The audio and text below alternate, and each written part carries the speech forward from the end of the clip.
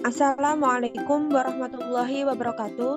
Halo semuanya, saya Riza Ismia dengan nomor NIM 2105097420. Saya dari Prodi S1 Pendidikan Teknologi Informasi Angkatan 2021B Universitas Negeri Surabaya.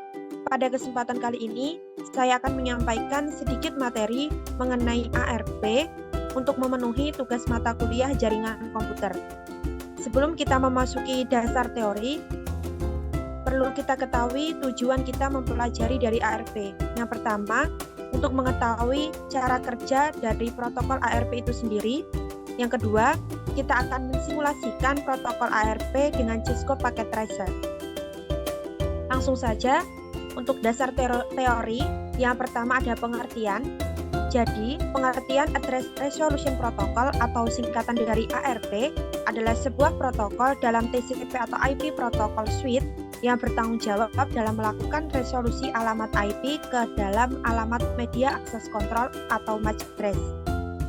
Ketika sebuah aplikasi yang mendukung teknologi protokol jaringan TCP atau IP mencoba untuk mengakses sebuah host TCP atau IP dengan menggunakan alamat IP, maka alamat IP yang dimiliki oleh host yang dituju harus diterjemahkan terlebih dahulu ke dalam MAC address agar frame-frame data dapat diteruskan ke tujuan dan diletakkan di atas media transmisi. Misalnya, ada kabel, radio, ataupun cahaya. Dalam ARP didapatkan dari request atau broadcast ke jaringan dan berada pada layer 2 jaringan. Setiap host menyimpan tabel ARP dalam cache. Tetapi jika hardware address ini tidak ada di dalam cache ARP, maka ARP bertugas untuk mencarinya. Jadi untuk tabel ARP ini terupdate setiap 15-20 menit. Setelah kita mengetahui teori dasar dari ARP, selanjutnya kita akan belajar cara kerja dari ARP. Yang pertama, jika host ingin berkomunikasi IP host tertentu, komputer sumber akan melakukan pengecekan nomor MAC dari komputer tujuan di tabel ARP. Jadi untuk mengecek ARP, kita bisa ke command prompt dan kita tuliskan format ARP spasi -a. Selanjutnya, jika di tabel ARP tidak ditemukan, maka melakukan ARP request secara broadcast. Seperti ini. Selanjutnya, semua terminal dalam jaringan yang sama akan menerima ARP request tersebut.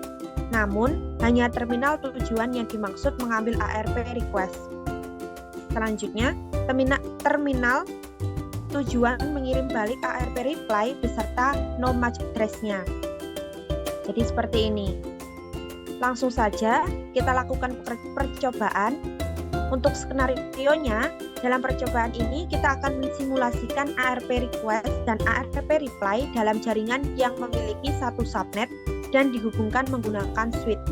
Jadi di sini kita akan membuat jaringan yang terdiri dari PC yang berjumlah 3 dan juga disambungkan atau dihubungkan dengan switch.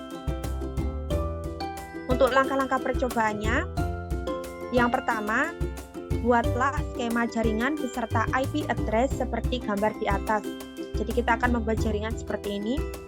Yang kedua, pada mode real time di PC 1, silakan cek tabel ARP-nya dengan menjalankan perintah di command prompt seperti berikut.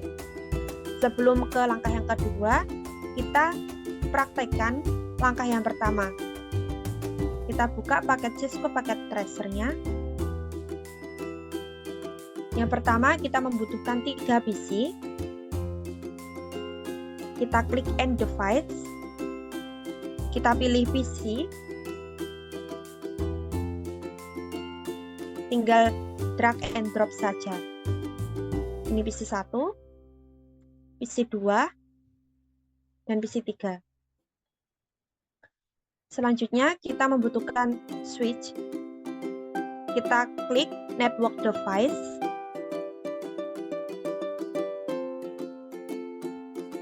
Dan kita pilih switch. Kita pilih PT switch. Kita lakukan langkah yang sama. Setelah itu, kita membutuhkan kabel untuk menghubungkan PC ke switch.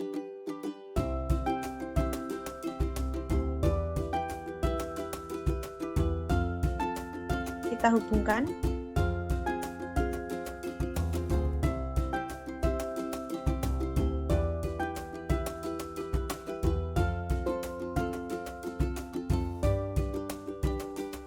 Dan ini masih oranye. Kita tunggu sampai hijau. Karena jika oranye, tandanya belum terhubung. Setelah menjadi hijau, artinya sudah terhubung.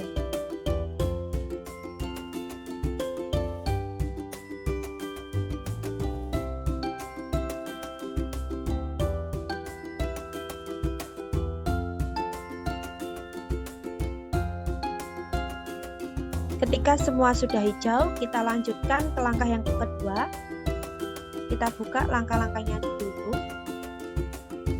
Untuk langkah yang kedua, pada mode real time di PC 1, silakan cek tabel ARP-nya dengan menjalankan perintah di command prompt seperti berikut. ARP spasi min A.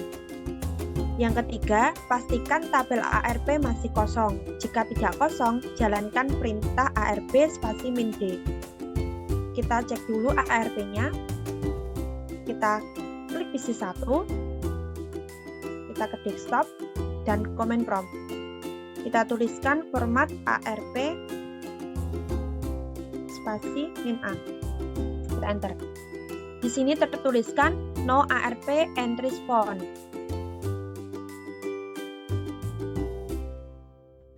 Jadi untuk ARP-nya belum ada. Setelah itu, karena kita belum melakukan pengalamatan IP atau pemberian IP di setiap PC-nya, kita berikan IP terlebih dahulu. Yang pertama, lakukan langkah dengan klik PC, terus kita pilih desktop, IP configuration, dan di sini kita beri alamat untuk PC 1, 192.168.1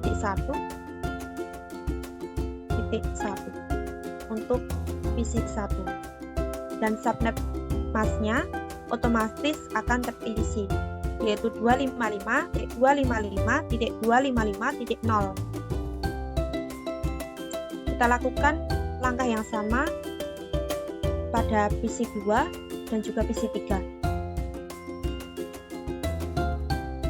Kita beri alamat IP 192.168.1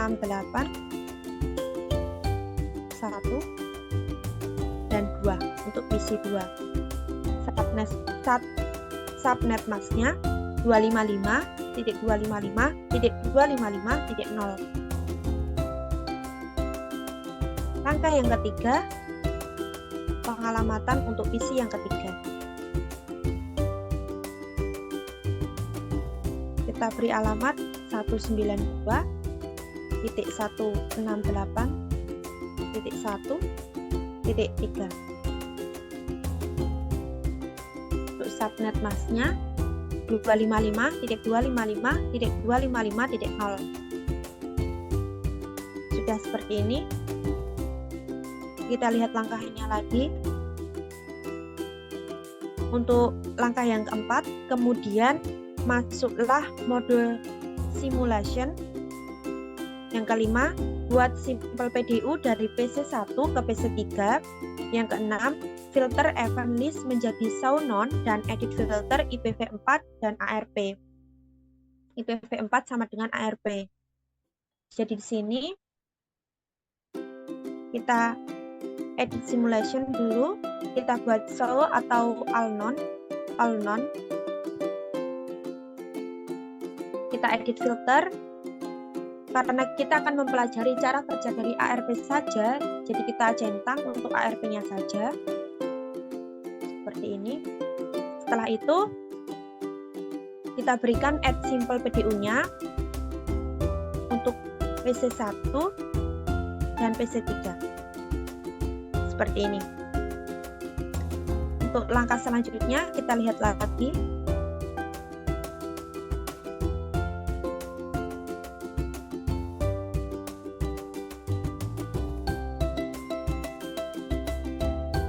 Seperti ini, langkahnya sama seperti apa yang kita lakukan.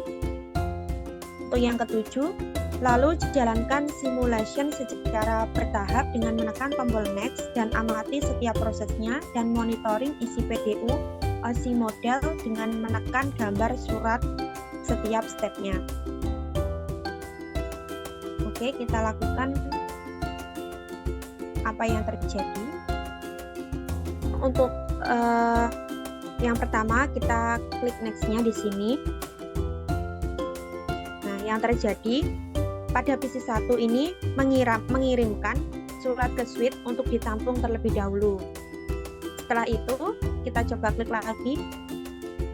Nah, di sini terjadi, setelah itu surat tersebut itu di-broadcast-kan atau diberitahukan ke semua PC bahwa PC1 ini mengirimkan surat.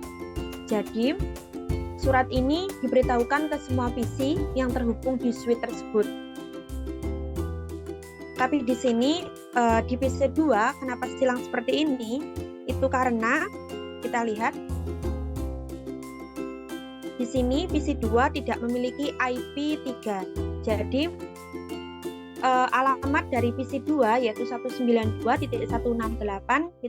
dan .2. Sedangkan tujuan dari pesan ini adalah 192.168.1 dan .3. Jadi PC2 ini hanya menerima broadcast saja, tapi tidak mereply atau membalas atau menjawab dari pesannya PC1. Seperti itu.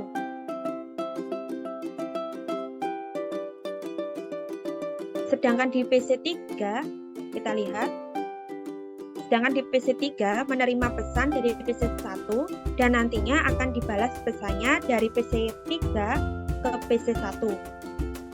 Ini itu untuk MAC address dari PC1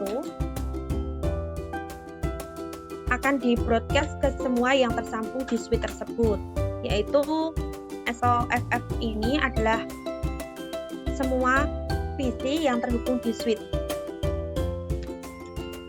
yang berarti MAC address dari semua PC yang tersambung. Selanjutnya, IP dari PC1 itu akan dikirimkan ke PC3. Selanjutnya, untuk outlier, ini akan mengirimkan atau mereply PC1, misalkan ini MAC address dari PC3. Akan dikirimkan ke MAC address dari PC1 ini. Ini MAC address dari PC3 yaitu 2099 0006 dan ini 53A5. Ini adalah MAC address. Kemudian IP-nya ini merupakan IP dari PC3 yang akan mengirim pesan balasan ke PC1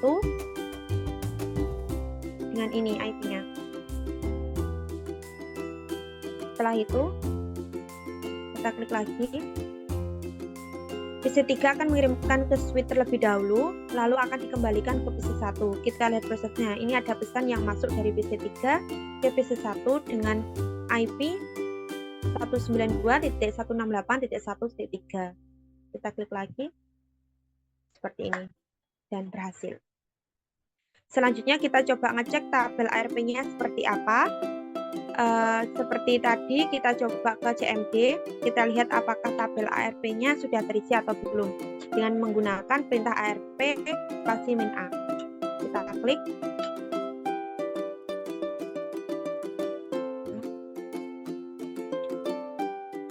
Nah, kita comment prompt ARP spasi -a. Kita klik enter.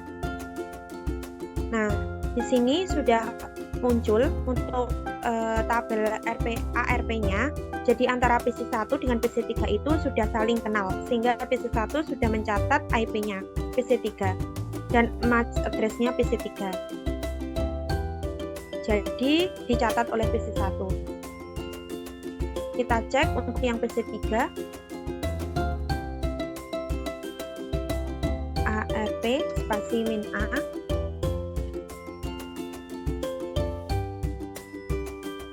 Sudah tercatat juga IP-nya PC1. Dan gimana dengan PC2? Kita cek ARP .min. Nah, di sini masih kosong atau no ARP entry and found. Cukup sekian materi yang dapat saya sampaikan. Kurang lebihnya saya mohon maaf apabila ada salah kata maupun kurang sesuai dengan materi yang disampaikan. Saya mohon maaf. Wassalamualaikum warahmatullahi wabarakatuh.